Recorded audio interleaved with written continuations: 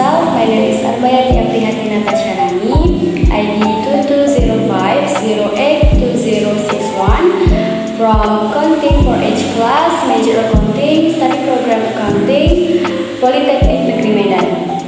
In this video, I will explain the updated income tax calculation for Article 21 using the average effective rate method with lecturer Mr. Rizky Syahputra, SEMSI, CPA, CBV, CRI, CRP.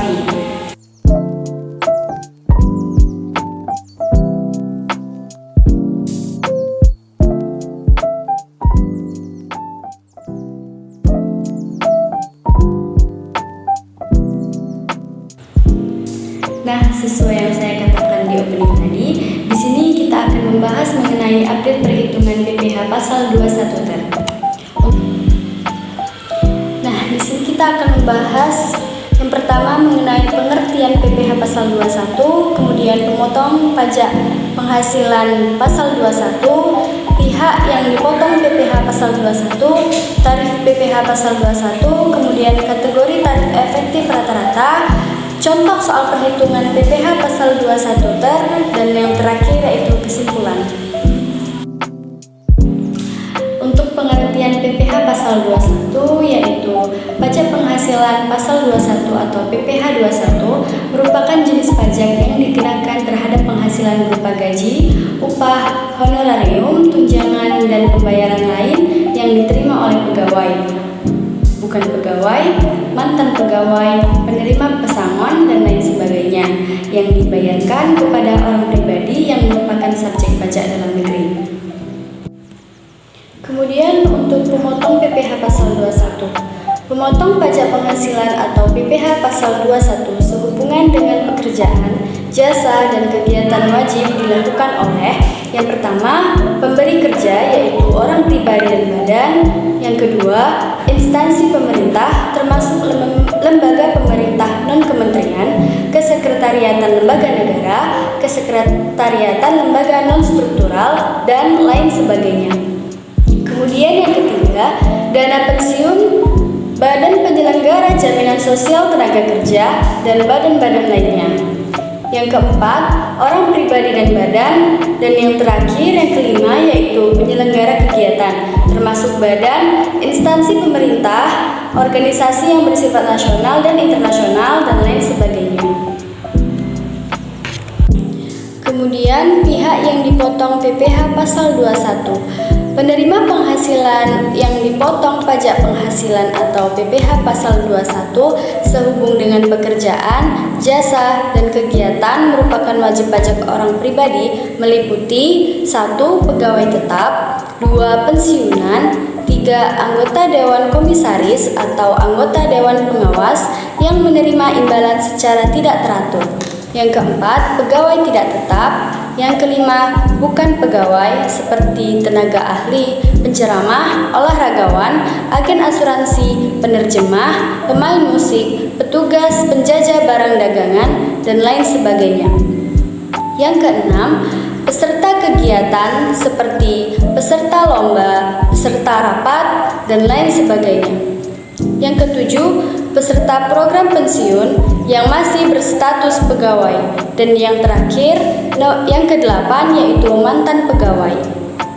Kemudian untuk tarif PPh pasal 21 terdapat 5 lapisan. Untuk yang lapisan pertama yaitu dari Rp0 sampai dengan Rp60 juta dengan tarif pajak 5%. Yang kedua, Rp60 juta sampai dengan Rp250 juta dengan tarif 15%. Kemudian lapisan yang ketiga dari Rp250 juta sampai Rp500 juta dengan tarif pajak 25%. Yang lapisan keempat Rp500 juta sampai dengan 5 miliar yaitu dengan tarif pajak 30%. Dan untuk lapisan yang kelima di atas 5 miliar dengan tarif pajak 35%. Nah, selanjutnya tarif efektif rata-rata. Skema TER atau skema tarif efektif rata-rata adalah metode baru yang digunakan kebijakan untuk menghitung besarnya penghasilan pajak 21 atau PPh 21.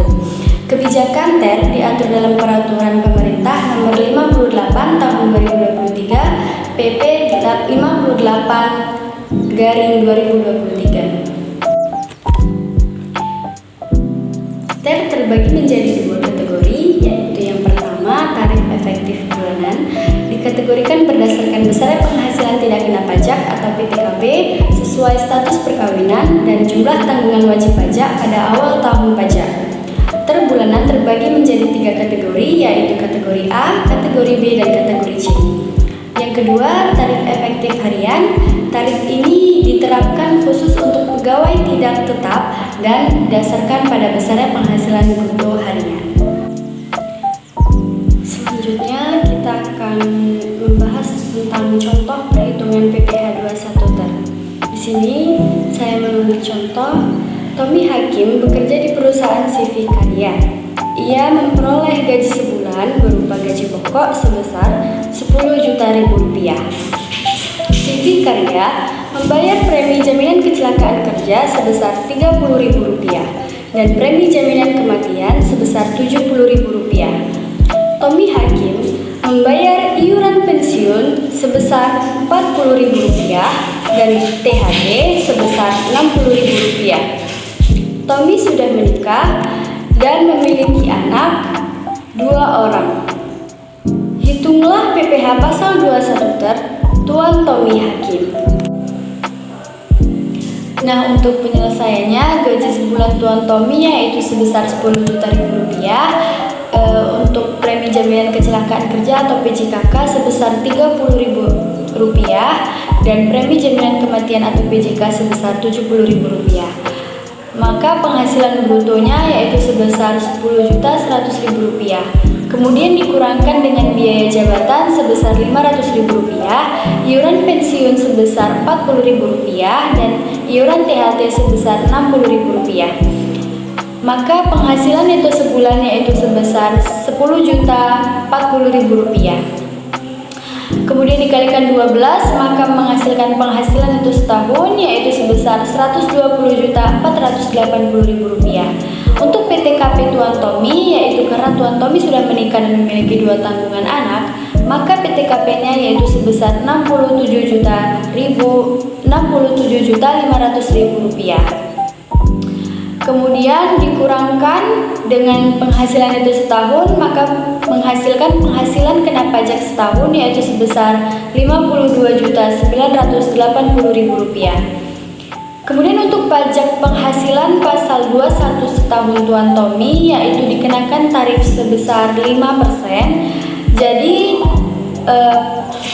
PKP setahun Tuan Tommy dikalikan dengan tarif 5%, yaitu 5% dikali 52.980.000 rupiah menghasilkan 2.649.000 rupiah.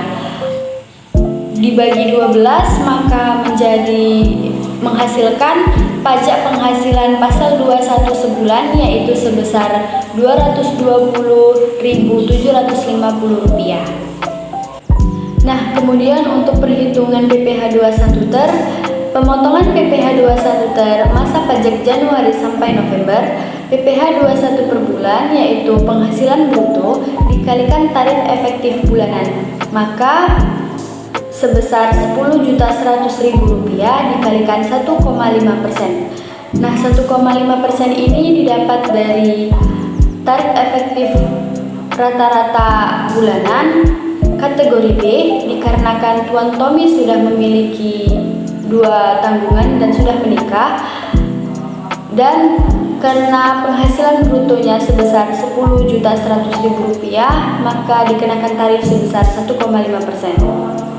Kemudian menghasilkan 151.500. Untuk pemotongan PPh 21 TER masa pajak Desember yaitu PPh 21 bulan Desember sebesar 2.649.000 dikurangkan dengan 151.500 dikali 12 menghasilkan 831.000 rupiah. Nah, untuk 2.649.000 rupiah ini didapat dari pajak penghasilan setahun Tuan Tommy. Nah, kita masuk pada kesimpulan. Yang pertama yaitu biaya jabatan adalah biaya untuk mendapatkan, menagih, dan memelihara penghasilan yang dapat dikurangkan dari penghasilan setiap orang yang bekerja sebagai pegawai tetap tanpa memandang mempunyai jabatan ataupun tidak. Contoh tersebut berlaku apabila pegawai yang bersangkutan sudah memiliki NPWP. Dalam hal pegawai yang bersangkutan belum memiliki NPWP, maka jumlah PPh pasal 21 yang harus dipotong dikalikan dengan tarif 120%. That's all my explanation of my learning. Sorry for more or less. Thank you for watching my